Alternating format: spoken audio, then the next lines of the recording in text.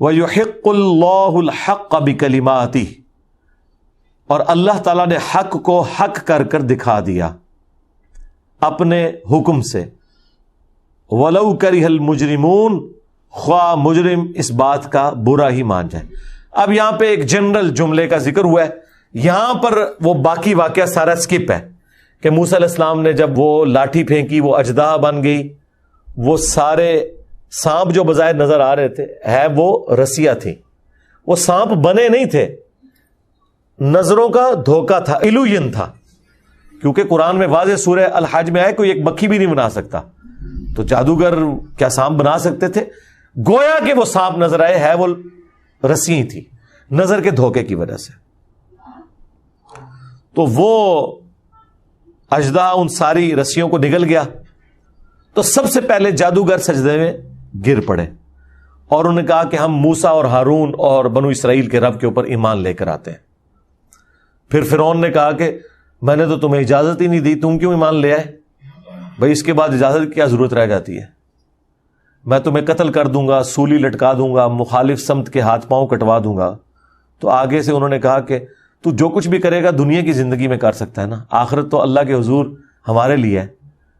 اچھا آپ دیکھیں کہ جادوگر جن کے اوپر تکیہ کیا تھا فرعون نے، وہ خود ایمان لے آئے.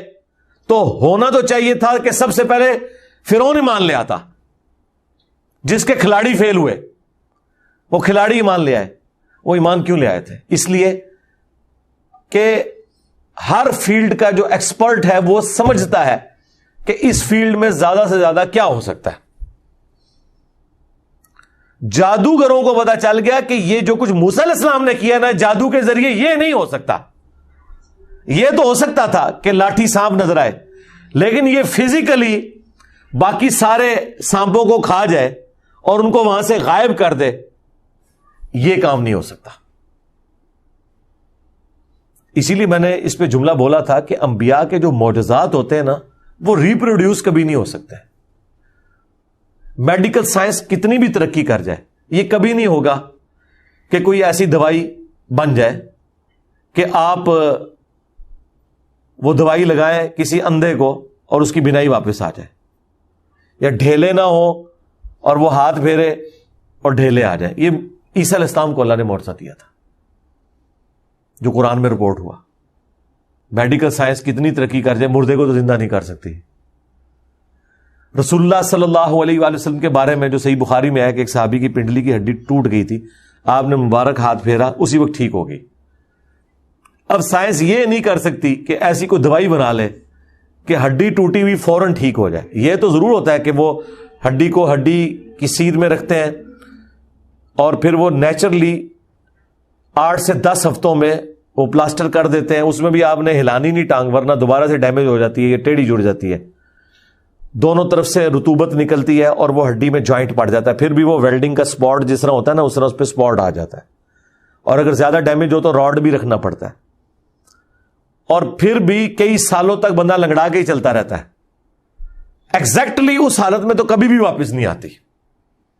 لیکن یہ نبی کا معجزہ ہے کہ نبی علیہ السلام نے ہاتھ پھیرا اور فوراً وہ کہتے ہیں میری پنڈلی کی ہڈی ایسے ہوگی کہ جیسے کبھی ٹوٹی ہی نہیں تھی. اب یہ ریپروڈیوس سائنس نہیں کر سکتی. وہ کیورنگ پیریڈ تو وہ اپنی جگہ رہنا ہے. لہذا جو معجزات ہیں ان میں اور جو استدراج ہے، نظروں کا دھوکہ ہے، جادوگری ہے، یا کوئی سائنٹیفک فیکٹ ہے، تو اس میں زمین آسمان کا فرق ہے. یہ ذہن میں رکھیے گا. تو اللہ تعالیٰ نے جادوگروں کو ہدایت دی، انہوں نے اسلام قبول کر لیا. اور دیکھیں آئے تھے موسیٰ علیہ السلام سے مقابلہ کرنے، وہ ہدایت جو ڈائریکٹ آئی تھی فرعونیوں کی طرف، انڈائریکٹلی ان جادوگروں کی توبہ کا سبب بن گئی. اور دیکھیں آپ پورے ملک سے اس نے دور دراز سے بندے اکٹھے کیے تھے.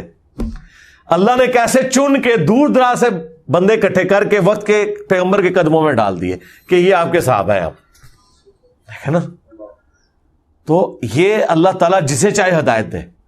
اور جو پاس بیٹھے ہوئے تھے وہ محروم رہ گئے، وہ مردود ہو گئے، انہیں توبہ کی توفیق نہیں ملی. اور ان جادوگروں کے ایمان کا لیول دیکھیں کہ ایک لمحہ پہلے مقابلہ کر رہے ہیں ایک لمحے بعد وہ سجدے میں گرے, ایمان لے آئے, اور اب فرعون انہیں دھمکیاں لگا رہا ہے. تو وہ کہہ رہا ہے جی بے شک ہمیں سولی لگا دو, ہم اپنے رب پر ایمان لے آئے, اب ہم نے یہ دین نہیں چھوڑنا. یہ توحید کی مٹھاس ہے کہ انسان اپنی جان دینے کے لیے تیار ہو جاتا ہے لیکن دین نہیں چھوڑتا.